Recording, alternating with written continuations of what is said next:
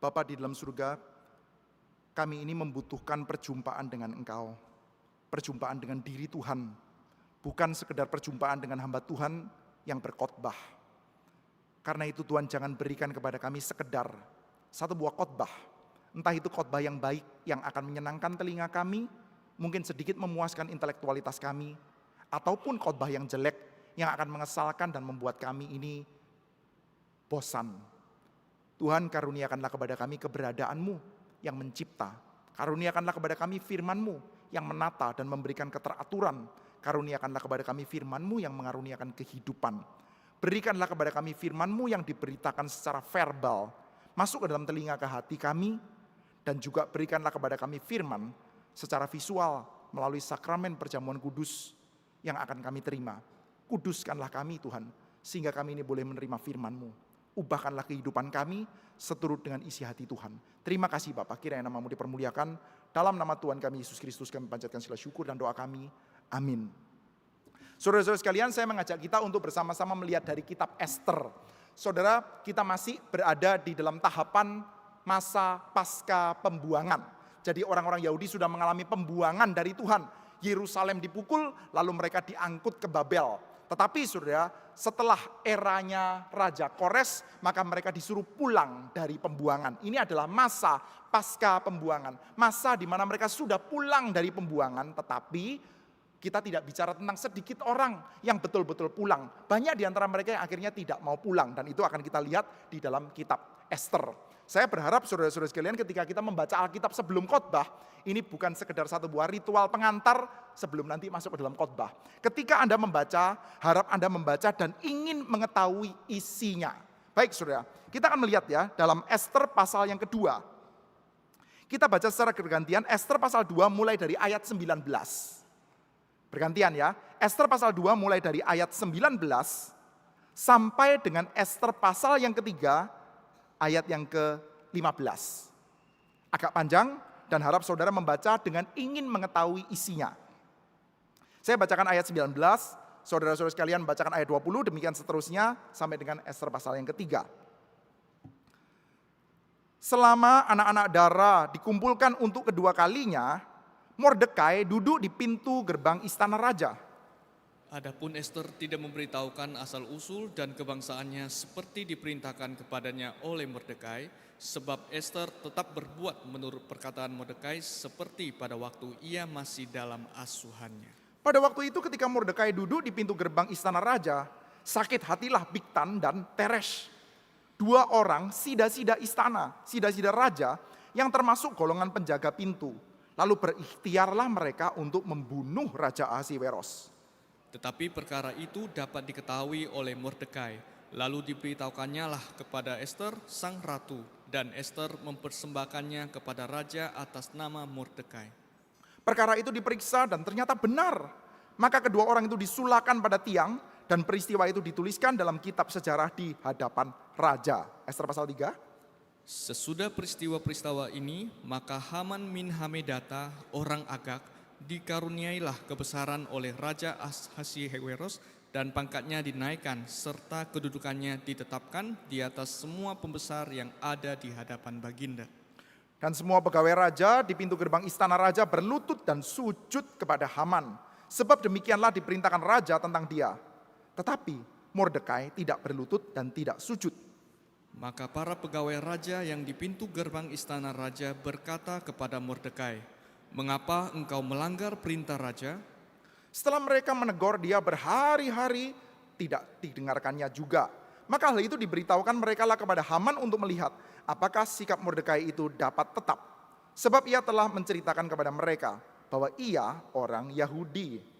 Ketika Haman melihat bahwa Mordekai tidak berlutut dan sujud kepadanya, maka sangat panaslah hati Haman. Tetapi ia menganggap dirinya terlalu hina untuk membunuh hanya Mordekai saja, karena orang telah memberitahukan kepadanya kebangsaan Mordekai itu. Jadi Haman mencari ikhtiar memunahkan semua orang Yahudi, yakni bangsa Mordekai itu di seluruh kerajaan Ahasiweros. Dalam bulan pertama, yakni bulan Nisan, dalam tahun yang ke-12 zaman Raja Ahasiweros, orang membuang pur yakni undi di depan Haman. hari demi hari dan bulan demi bulan sampai jatuh pada bulan yang ke-12, yakni bulan Adar. Maka sembah Haman kepada Raja Ahasiweros, ada suatu bangsa yang hidup tercerai-berai dan terasing di antara bangsa-bangsa di dalam seluruh daerah kerajaan tuanku. Dan hukum mereka berlainan dengan hukum segala bangsa, dan hukum raja tidak dilakukan mereka, sehingga tidak patut bagi raja membiarkan mereka leluasa. Jikalau baik pada pemandangan raja, hendaklah dikeluarkan surat titah untuk membinasakan mereka. Maka hamba akan menimbang perak 10.000 talenta dan menyerahkannya kepada tangan para pejabat yang bersangkutan, supaya mereka memasukkannya ke dalam pembendaharaan raja. Maka raja mencabut cincin materainya itu dari jarinya, lalu diserahkannya kepada Haman bin Hamedata orang Agag, seteru orang Yahudi itu. Kemudian titah raja kepada Haman, perak itu terserah kepadamu, juga bangsa itu untuk kau perlakukan seperti yang kau pandang baik. Maka dalam bulan yang pertama, pada hari yang ke-13, dipanggillah para panitera raja, lalu sesuai dengan segala yang diperintahkan Haman ditulislah surat kepada wakil-wakil raja, kepada setiap bupati yang menguasai daerah dan kepada setiap pembesar bangsa, yakni kepada tiap-tiap daerah menurut tulisannya dan kepada tiap-tiap bangsa menurut bahasanya. Surat itu ditulis atas nama Raja Ahasiweros dan dimaterai dengan cincin materai raja. Surat-surat itu dikirimkan dengan perantaraan pesuruh-pesuruh cepat ke segala daerah kerajaan, supaya dipunahkan, dibunuh, dan dibinasakan semua orang Yahudi daripada yang muda sampai kepada yang tua, bahkan anak-anak dan perempuan-perempuan. Pada satu hari juga, pada tanggal 13 bulan yang ke-12, yakni bulan Adar, dan supaya dirampas harta milik mereka. Salinan surat itu harus diundangkan di dalam tiap-tiap daerah, lalu diumumkan kepada segala bangsa, supaya mereka bersiap-siap untuk hari itu. Maka dengan tergesa-gesa berangkatlah pesuruh-pesuruh cepat itu atas titah raja, dan undang-undang itu dikeluarkan di dalam benteng Susan. Sementara itu raja serta Haman duduk minum-minum, tetapi kota Susan menjadi gempar. Baik, sampai di sini pembacaan Alkitab kita. Saudara-saudara sekalian, coba bayangkan suatu hari ada satu buah keluarga. Di dalam keluarga ini ada papa mama yang lumayan baik, konservatif, lumayan rajin ke gereja, lalu punya anak-anak yang tentu saja baik juga. Cukup kasih sayang lah anak-anaknya, saudara. Anak-anaknya ini ya karena orang tuanya konservatif, mulai kecil disuruh ke sekolah minggu. Maka pada waktu kecil sekolah minggu, pada waktu remaja pergi ke remaja, lalu pada waktu pemuda ya ikut pemuda juga. Tapi akhirnya anak ini mendapatkan beasiswa karena pintar. Maka dia kuliah di luar negeri. Dan setelah kuliah di luar negeri, maka mulai perlahan-lahan dia bergaul sama kawan-kawannya. Tetap pinter, sekolah tetap bertanggung jawab, tetap menjadi anak yang baik. Tidak lantas jadi rampok, malas, gitu ya. Enggak, saudara. Tetapi ya jadi enggak mau ke gereja lagi. Pelan-pelan ditanya sama mamanya pada waktu telepon, ke gereja enggak? Aduh jauh mah, saya mesti naik bis dulu. Kayak 1,5 jam. Loh memang nggak ada gereja yang deket-deket sana. Ya ada sih tapi nggak cocok. Nah kurang lebih seperti itulah saudara. Akhirnya saudara ya ke gereja sih sesekali. 1 bulan 2 kali. Lalu bulan ketiga jadi 1 bulan 1 kali. Setelah itu tahun kedua jadi nggak ke gereja sama sekali saudara. Tapi anaknya tetap baik kok. Suatu kali saudara mamanya itu terus berharap. Kadang-kadang ngomong sama pendeta, tolong doakan anak saya. Sudah nggak ke gereja lagi. Terus hidupnya gimana? Ya baik sih. Sekolahnya tetap baik, tapi mamanya tetap sedih, saudara. Suatu kali, saudara, ketika liburan pulang, liburan Natal, saudara. Anaknya pulang, lalu 24 Desember, bungkus satu buah kado untuk mamanya. Lalu bilang, Papa, Mama, Merry Christmas, Selamat Hari Natal, Merry Christmas. Dibungkus kado. Lalu mamanya senang, anakku kembali kepada Tuhan. Kasih saya kado Natal, Merry Christmas. Apa ya ini kadonya ya? Lalu kadonya dibuka. Lalu bungkusnya bagus sekali, lalu dibuka kotaknya. Setelah dibuka, di dalamnya ada tespek. Lalu dilihat ada 2 garis. Anaknya ternyata hamil. Pada waktu masih kuliah, sudah hamil. Hamil di luar nikah. Lalu mamanya diem, tegang. Itu kalau ada jarum jatuh bisa kedengeran, saudara. Lalu dia bertanya seperti ini, kenapa kamu melakukan ini nak? Dan dia mengatakan, loh ini kan Natal. Mama ini kan sedang merayakan seseorang yang hamil di luar nikah. Dan dilahirkan juga bukan karena laki-laki, tapi pokoknya hamil di luar nikah. Saya hamil di luar nikah, therefore Merry Christmas. Selamat hari Natal, kamu merayakan seorang perempuan yang hamil di luar nikah. Dan sekarang saya juga hamil di luar nikah. Saudara, kira-kira reaksi mamanya akan seperti apa, saudara? Kita melihat ya, ada masalah, ada. Masalahnya besar, besar. Hamil di luar nikah itu big problem, saudara, masalah besar. Apalagi bagi kita masyarakat timur ya, orang-orang timur, itu masalah besar, saudara. Tetapi saudara, ini bukan sekedar masalah besar loh. Bukan sekedar jadi aib atau apa, saudara, bukan. Ini masalahnya adalah anak ini sedang melakukan parodi terhadap iman Kristen. Kamu menghina, kamu memparodikan iman Kristen. Ini bukan sekedar kamu hamil di luar nikah, tetapi kamu ini sudah, betul-betul imanmu jauh sekali sudahan, saudara. Kamu sedang menyatakan bahwa imanmu itu nothing. Saudara, itu yang kita lihat di dalam kitab Ester yang baru saja kita baca, saudara. Saya ingin ajak kita untuk memperhatikan sedikit, saudara. Ini ya, coba perhatikan ayat yang ke-12 pasal 3. Maka dalam bulan yang pertama pada hari yang ke-13 dipanggillah para panitera raja. Pada bulan yang pertama pada hari yang ke-13. Saudara, bulan pertama bagi orang-orang Yahudi, bulan pertama itu adalah bulan Nisan. Dan di dalam bulan pertama tanggal 14, saudara tahu ada perayaan apa? Perayaan Paskah. Saya coba bacakan dari kitab Keluaran, saudara. Ini adalah institution dari perayaan Paskah. Keluaran pasal 12. Saya coba bacakan ya, ayat 1 sampai dengan ayat yang ke-6. Nanti beberapa kata saya akan kasih stressing, saudara perhatikan. Keluaran pasal 12, mulai dari ayat pertama. Berfirmanlah Tuhan kepada Musa dan Harun di tanah Mesir. Bulan inilah akan menjadi permulaan segala bulan bagimu. Jadi permulaan segala bulan ya. Bulan pertama, yaitu bulan Nisan. Katakanlah kepada segenap jemaah Israel pada tanggal 10 bulan ini, diambillah oleh masing-masing seekor anak domba menurut kaum keluarga, seekor anak domba untuk tiap-tiap rumah tangga. Tetapi jika rumah tangga itu terlalu kecil jumlahnya untuk mengambil seekor anak domba, maka ia bersama-sama dengan tetangganya yang terdekat ke rumahnya harus mengambil seekor menurut jumlah jiwa tentang anak domba itu. Kamu buatlah perkiraan menurut keperluan tiap-tiap orang. Anak domba itu harus jantan, tidak bercera, berumur setahun. Kamu boleh ambil domba atau kambing. Kamu harus mengurungnya sampai hari yang ke-14 bulan ini. Lalu seluruh jemaat Israel yang berkumpul harus menyembelihnya pada waktu senja. Jadi saudara, bulan pertama tanggal 14. Gak ada orang Yahudi yang bisa miss tanggal itu, saudara. Kalau orang Kristen jarang sekali ke gereja. Lalu ditanya, brother, 25 Desember hari apa? Natal. Masa gak bisa jawab, saudara? Orang Kristen yang sangat jarang ke gereja, saudara. Anda tanya tanggal-tanggal yang terlalu spesifik, dia bisa bingung. Pentakosta itu berapa minggu setelah Paskah? Mati aku, ini ujian kok susah betul, begitu kan saudara. Hari Paskah memperingati apa? Ya mungkin mengerti lah kalau Paskah. Kalau ditanya 25 Desember hari raya apa? Gak tahu, ya gak mungkin saudara. Orang Kristen mana? Orang Kristen manapun tahu 25 Desember itu Natal. Orang Yahudi manapun tahu 14 Nisan itu Paskah. Hari raya utama agama mereka plus hari raya utama nasionalnya mereka. Itu adalah hari raya paling utama di mana mereka akan pergi berziarah ke Yerusalem. Well, orang-orang Yahudi saudara, mereka di dalam kitab Ulangan dituliskan mereka harus berziarah ke Yerusalem 1 tahun 3 kali. Di dalam 3 hari raya mereka yang sangat penting.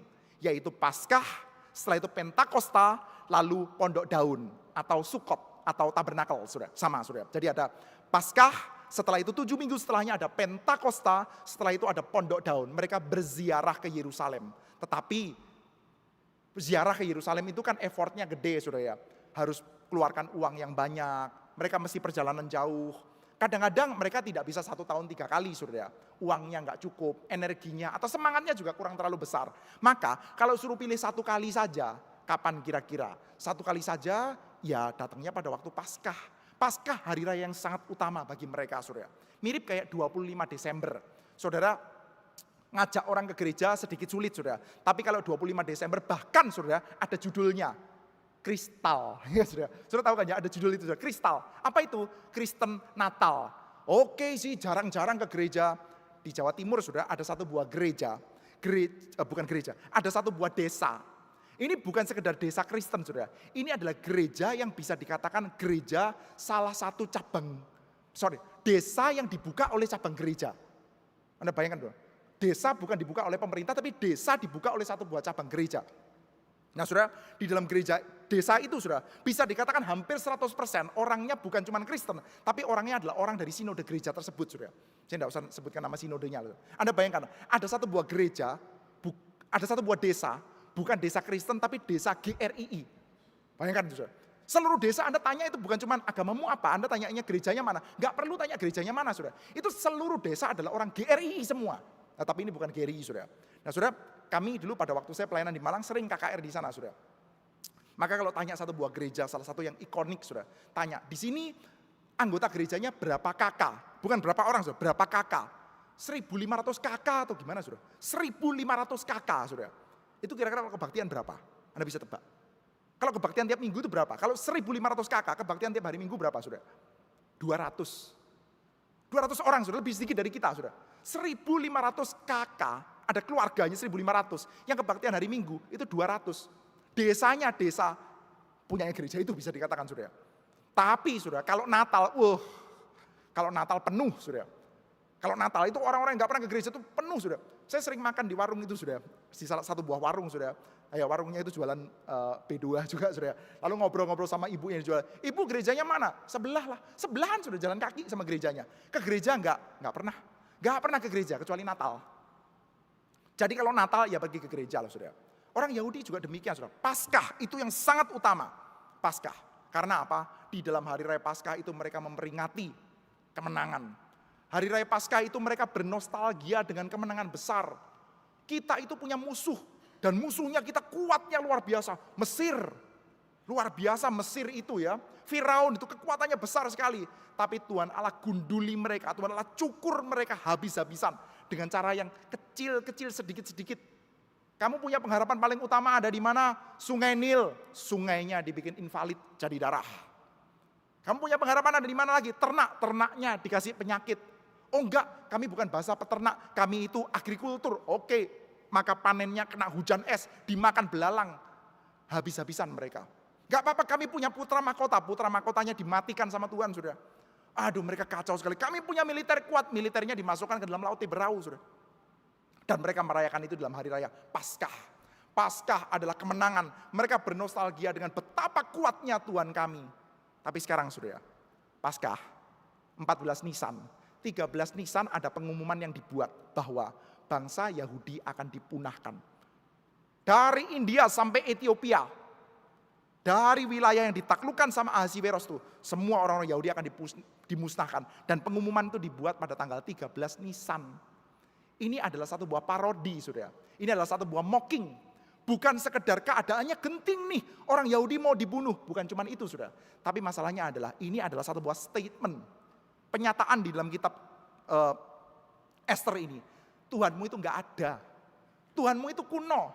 Agamamu itu agama kuno. Oke, dulu waktu masih kecil kamu mungkin percaya itu. Dulu banget kamu kan dikit-dikit Yerusalem. Dikit-dikit percaya sama Tuhan, bait suci Yerusalem. Bait suci Yerusalem itu sudah diobrak-abrik sama Nebukadnezar.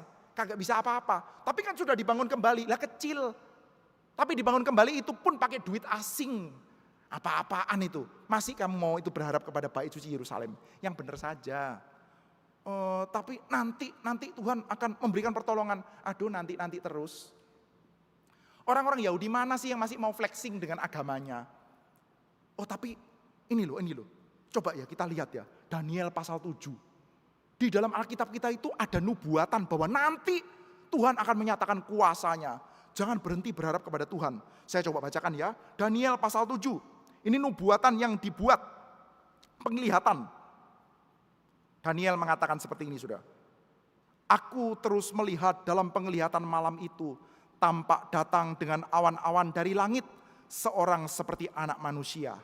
Datanglah ia kepada yang lanjut usianya itu. Dan ia dibawa ke hadapannya. Lalu diberikannya kepadanya kekuasaan dan kemuliaan.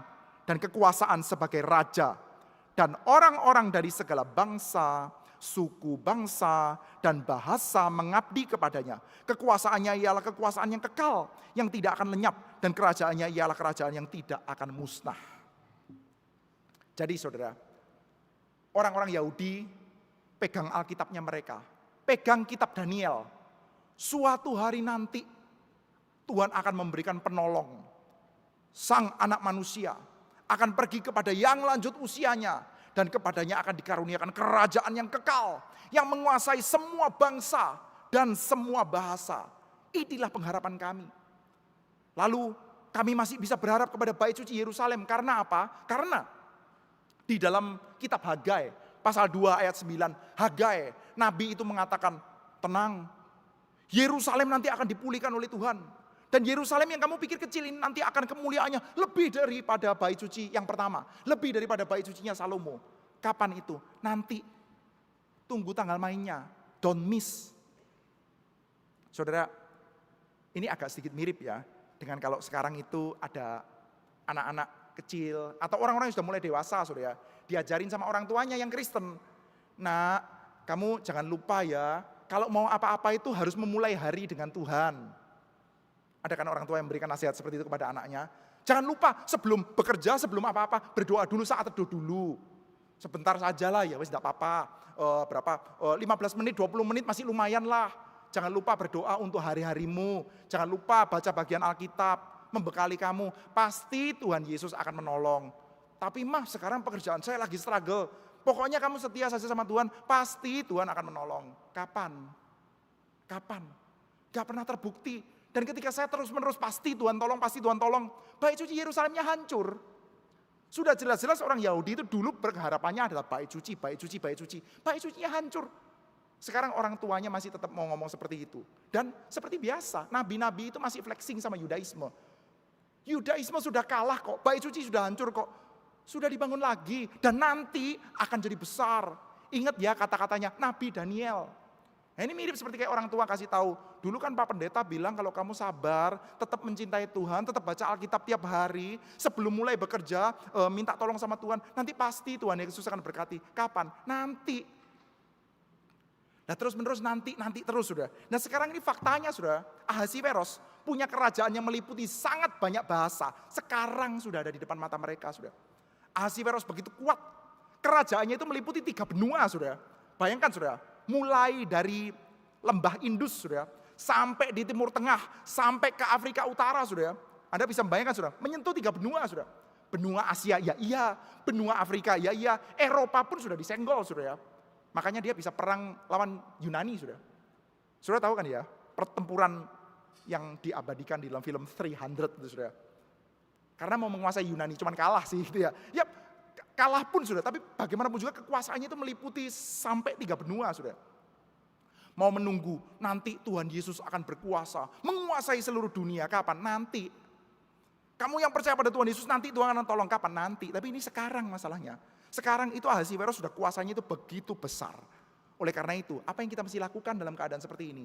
Ya wes lah. Jadi orang Kristen boleh. Jadi orang Yahudi boleh. Berdoa boleh, enggak boleh, itu semua baik buat kehidupanmu. Tapi jadi gantungan, jangan. Kamu tetap harus tahu ya, apa yang betul-betul matters. Apa yang betul-betul akan memberikan pengaruh dalam kehidupanmu, kamu mesti betul-betul tahu. Beragama sih boleh. Ke gereja ya boleh ngomong Yesus, kadang-kadang ngomong sama pendeta, ya boleh. Enggak dosa, enggak apa-apa, enggak salah. Tapi kamu mesti tahu, apa yang betul-betul bisa dijadikan gantungan. Persia. Saat ini yang betul-betul bisa dijadikan gantungan adalah Persia. Jadilah Persia yang benar-benar Persia. Baru kamu bisa hidup dengan fine. Baru kamu bisa hidup dengan baik. Itu adalah nasihat yang diberikan dan dikerjakan oleh Mordekai. Mordekai ngomong sama Hadasah. Namanya siapa? Hadasah. Kamu jangan begitu. Belajar pelan-pelan, biasakan diri. Mengaku namanya Esther. Hadasah itu kan namanya sangat terkait dengan satu buah suku. Yaitu apa? Ya bukan suku ya. Satu buah etnisitas tertentu, yaitu nama Ibrani. Ibrani banget namanya. Itu kayak Anda mendengarkan Situmeang, Batak kali gitu sudah.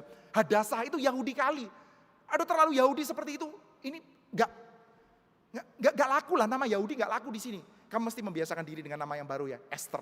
Dia dilatih sudah. untuk menjadi Esther. Esther. Bukan Hadasah ya, Esther. Dan dikasih tahu, nanti kamu jangan ngaku kalau kamu Yahudi. Jadilah orang Persia. Dan pelajarilah skillnya hidup sebagai orang Persia. Apa skill hidup sebagai orang Persia? Salah satunya saudara, bagi perempuan ya cantik. Saudara, cantik itu skill. Saudara. Dari zaman dulu sampai zaman sekarang di dalam belahan dunia manapun saja, cantik itu skill. Saya pernah sharekan saudara, suatu hari di dalam pada waktu saya masih di STT saudara, pada waktu saya sekolah teologi saudara.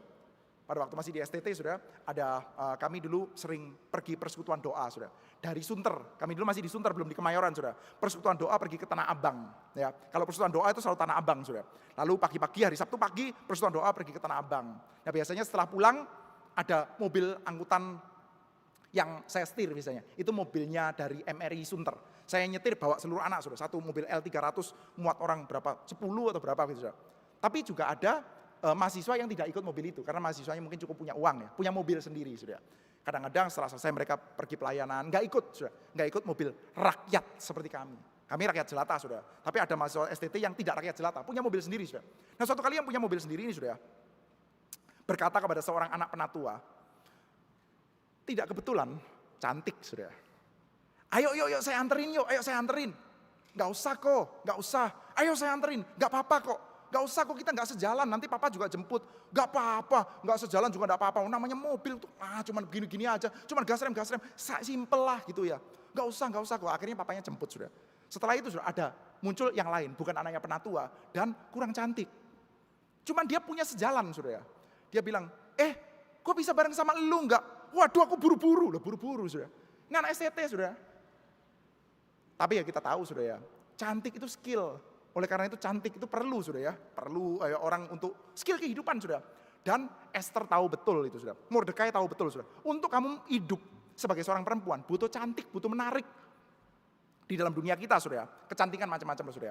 Anda mungkin cantik dengan cara pinter, Anda mungkin cantik dengan cara hebat, Anda mungkin cantik dengan cara cekatan. Laki, perempuan, quote and unquote, Anda perlu beautiful, Anda perlu indah, Anda perlu punya skill tertentu supaya bisa dipakai. Skill Persia. Bagi Esther pada waktu itu, ya kamu patut untuk menjadi cantik. Supaya apa? Supaya kamu bisa make it dan berhasil kok. Mau ngomong tentang Tuhan-Tuhanan lagi, mau ngomong tentang agama Yahudi, udah gak usah. Yang penting kamu menurut saja sama kata-katanya sida-sida yang jagain bilik perempuan itu. Masuk ke sana, tiap hari apa yang harus kamu lakukan supaya kamu bisa make it? Luluran, pokoknya ya, kasih wangi-wangian. Supaya apa? Supaya make it. Dan berhasil dia. Hidup di istana. Hidup di istana itu ngapain saudara? Saudara, saya coba bacakan sedikit ya. Ketika dia hidup di istana itu saudara. Orang-orang itu hidupnya ngapain saudara? Ini adalah top level saudara. Orang yang hidup di istana saudara. Hidup di dalam lingkar ring satunya kaisar saudara. Yaitu Raja Ahasiweros. Saya coba bacakan ya, sedikit ya. Esther pasal yang kedua.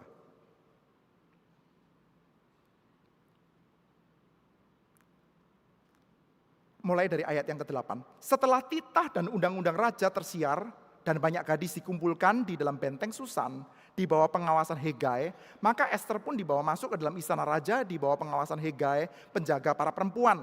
Maka gadis itu sangat baik pada pemandangannya dan menimbulkan kasih sayangnya.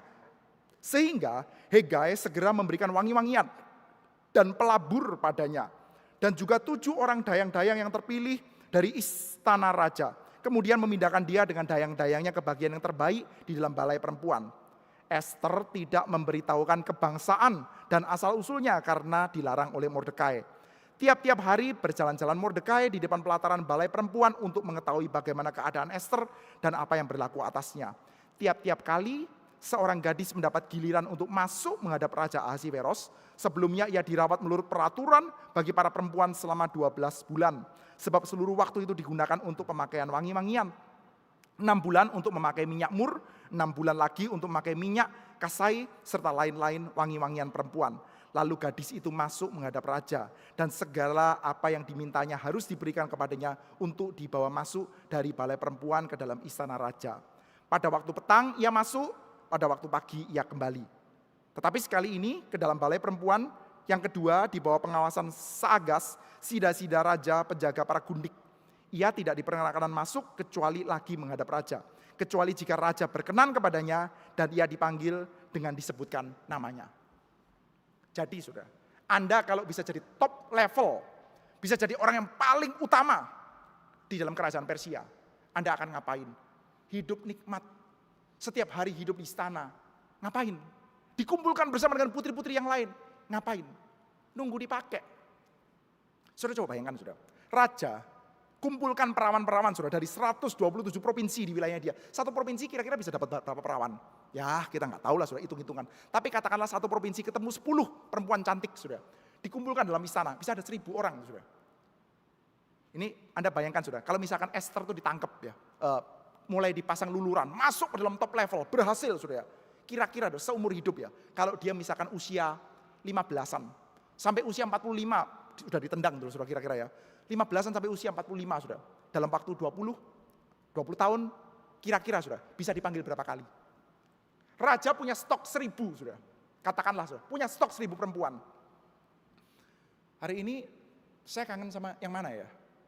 Kira-kira gimana sudah? Sudah kira-kira ya 1 tahun bisa dipanggil berapa kali? Mungkin 3 tahun sekali dipanggil tuh sudah. 3 tahun sekali atau 4 tahun sekali. Esther faktanya nggak pernah dipanggil, dia kan menghadap sendiri nantinya sudah ya. Itulah kehidupan orang top level sudah. Yang namanya berhasil di dalam kehidupan Persia. Itu artinya apa? Ya berhasil dipakai sama top level. Saudara, bukankah itu kehidupan yang diinginkan oleh banyak orang ya? Dipakai. Kalau kita itu bisa top level kan kita kepake sudah. Di mana-mana itu kita kepake, bisa dipakai. Itu yang menjadi pengharapan dari orang-orang di dalam dunia ini sudah. Dipakai sama top level. Dan hidupnya bahagia, hidupnya oke juga di dalam istana. Tapi sudah, di dalam kitab ini kita diajak untuk melihat satu buah parodi. Ada satu buah kerajaan yang memparodikan Tuhan. Ada satu buah kerajaan yang mengatakan, aduh Tuhan itu kuno lah. Maka 13 Nisan kita bikin tandingan dari Paskah, kebalikan dari Paskah. Memparodikan Tuhan. Dan pada saat yang bersamaan, Tuhan justru parodikan kembali. Hei, hidup yang dikejar sama orang-orang di dalam dunia ini apa sih?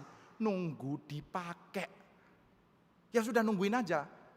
Kalau sudah akhirnya nggak bisa dipakai, sudah kayak Ratu Wasti sudah. Giliran dipanggil nggak bisa, ya ditendang. Esther gimana? Kalau suatu hari nanti raja kurang berkenan gimana? Ya ditendang sudah. Ditendangnya itu bisa dibunuh sudah. Kalau menghadap kepada raja tanpa dipanggil bisa dibunuh itu. Kecuali dikasih tongkat sama raja sudah. Itulah Esther sudah.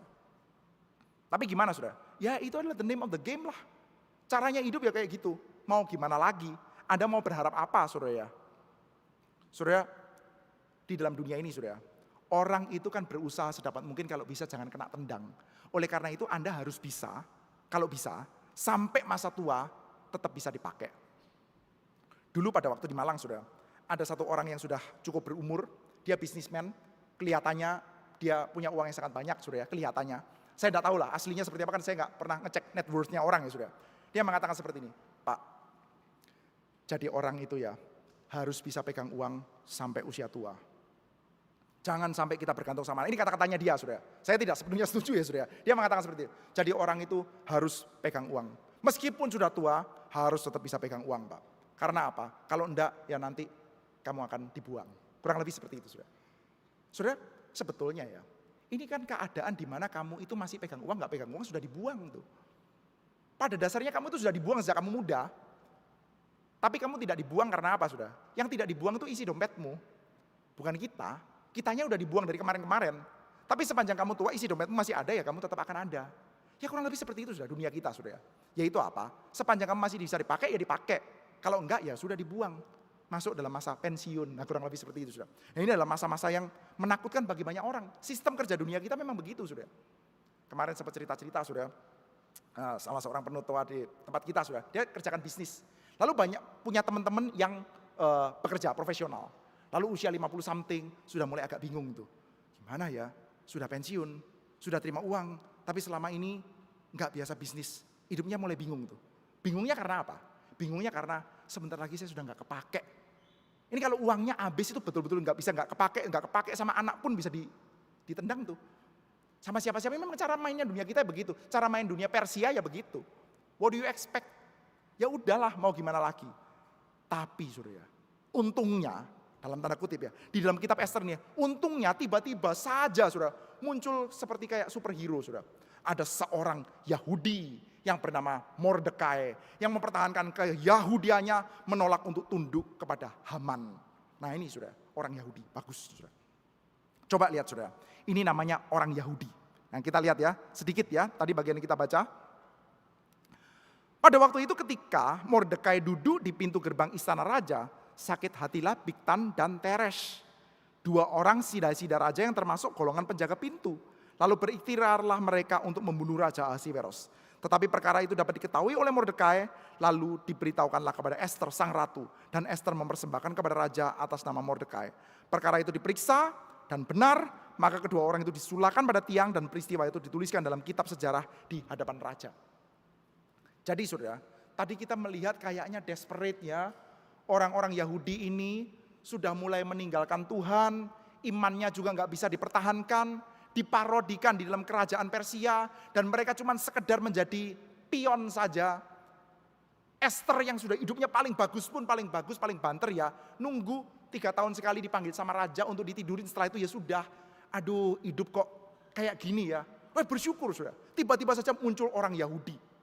Orang Yahudi yang menolak untuk tunduk, menolak untuk sujud kepada orang kafir, yaitu Haman bin Hamedata, orang Agag itu. Ini adalah orang Yahudi yang ternyata berjasa di dalam pemerintahan. Dia sudah sempat mengetahui ada plot, ada pembunuhan kaisar. Wah, Ahasiweros mau dibunuh ini. Maka dia sempat laporkan kepada Ester dan dilaporkan kembali, dia berhasil, saudara. Maka namanya dia dicatat di dalam sejarah istana, saudara. Nah ini saudara, ini namanya anak Tuhan yang duduk di pemerintahan. Anak Tuhan yang duduk di pemerintahan, dia akan berguna bagi anak-anak Tuhan yang lain. Dan sebentar lagi izin gereja akan dipermudah nih. Dan sebentar lagi iman Kristen akan flourish nih. Nah ini ya, lihat ya, Mordekai berguna di dalam pemerintahannya Ahasiweros. Ahasiweros hampir mati diselamatkan oleh Mordekai. Orang Yahudi sejati, dan orang Yahudi sejati ini sudah menolak untuk tunduk. Ada Haman bin Hamedata.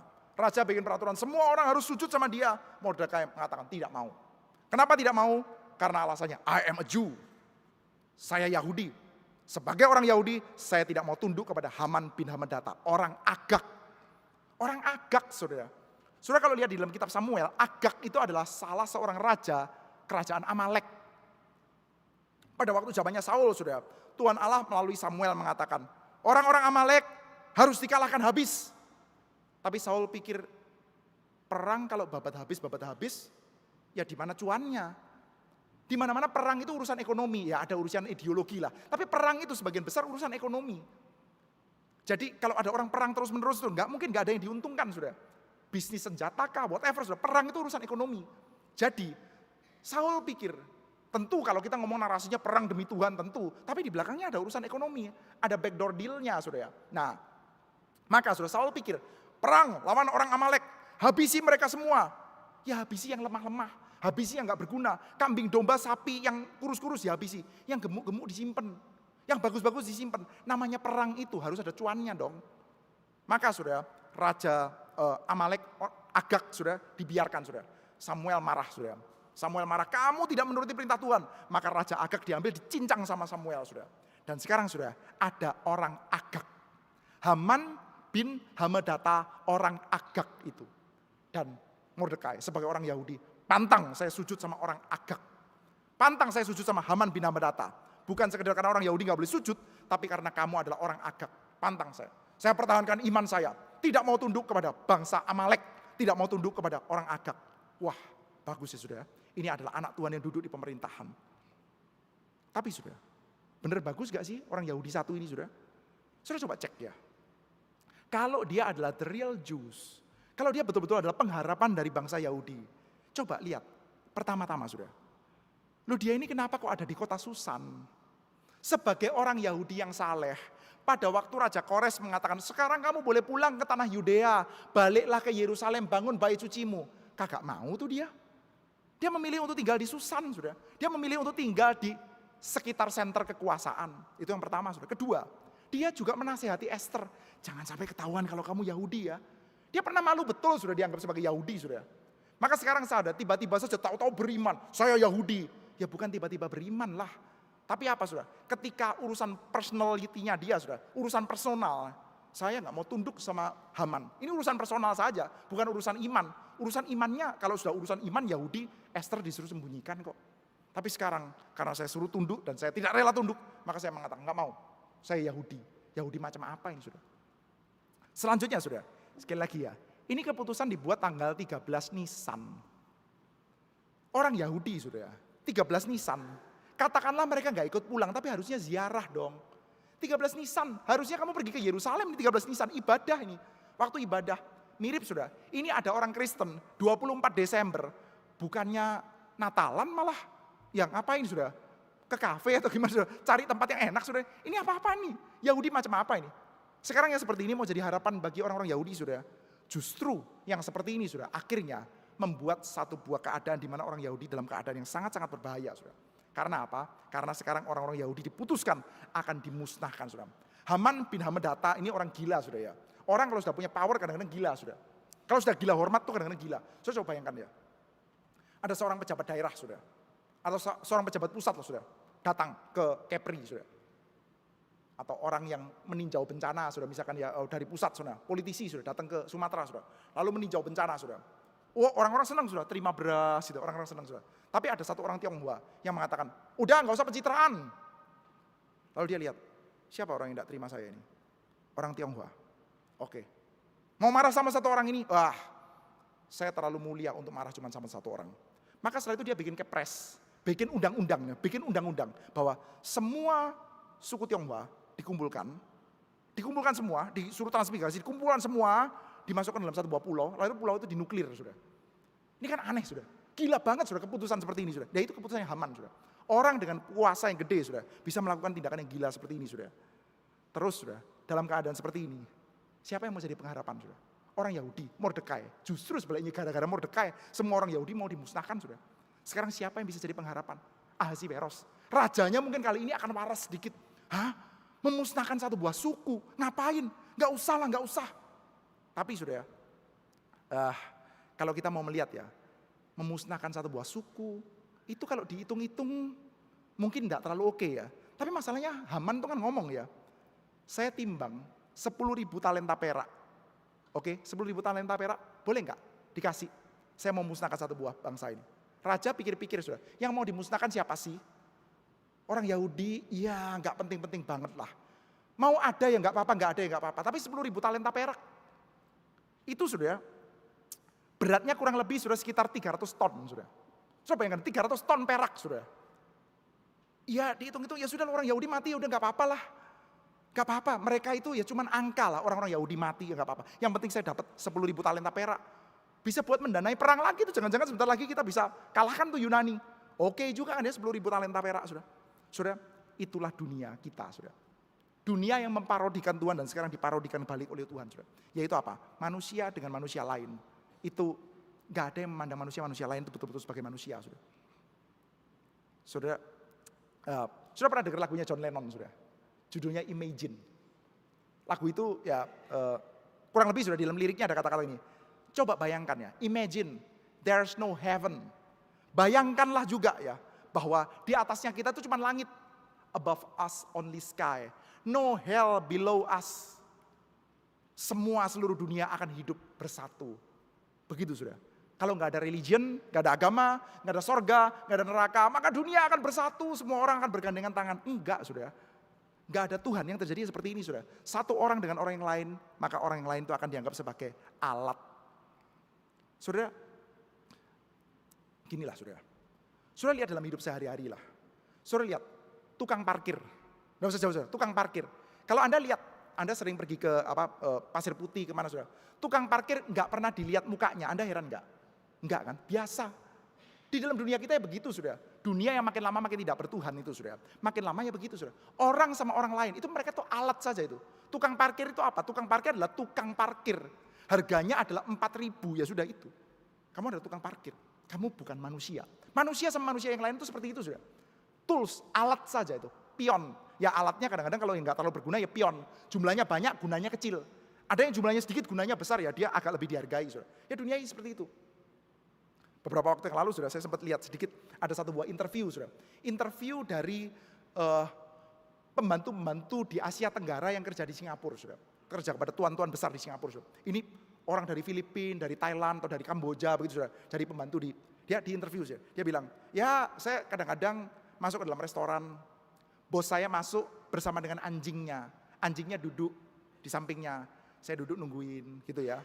Mereka ngobrol berjam-jam, mereka makan di situ. Setelah selesai ya udah pulang gitu ya. Kadang-kadang saya jaga anjingnya, kadang-kadang anjingnya duduk bersama dengan mereka, tapi saya di pinggir. Yang kayak gituan gimana saudara? Itu pemandangan biasa banget. Biasa banget.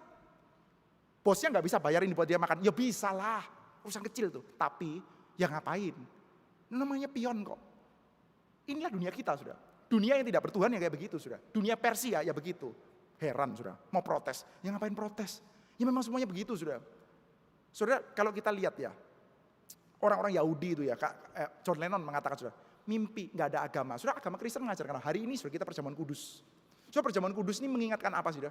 Perjamuan kudus itu mengingatkan bahwa kita adalah satu household. Ada di antara Anda mungkin budak, ada di antara Anda mungkin tukang parkir, ada di antara Anda mungkin pemilik perusahaan sudah.